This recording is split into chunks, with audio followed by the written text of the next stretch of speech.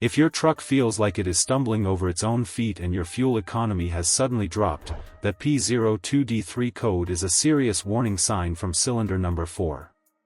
This code tells us that the engine control module has tried everything it can to adjust the fuel mixture for that specific cylinder, but it has finally hit its maximum limit. Think of it like a person trying to limp to compensate for a hurt foot. Eventually, the strain is too much and you just can't walk anymore.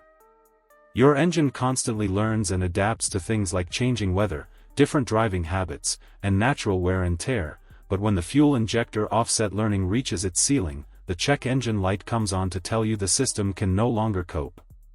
You are going to notice symptoms like a rough engine misfire, a lingering smell of raw gasoline, and maybe even some dark smoke coming out of the tailpipe when you accelerate. The most common reasons for this are a vacuum leak letting unmeasured air into the engine or a heavily plugged air filter that is starving the cylinders of oxygen.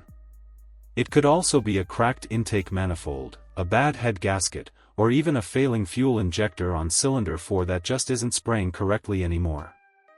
To start your troubleshooting, listen closely for any whistling noises while the engine is idling, which usually points to a vacuum leak.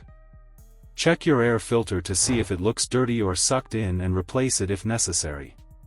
Take a look at the wiring harness for the injector because it sits in a high heat area where connectors can become brittle and corroded. If the simple things look okay, you might be dealing with internal engine issues like worn piston rings or a leaking intake gasket. This is the point where you should call in a professional because diagnosing the mechanical health of a cylinder requires special tools and expertise. Don't ignore this code for long, because running with an improper fuel mixture can lead to expensive catalytic converter damage or even total engine failure. I hope this helps you narrow down the issue.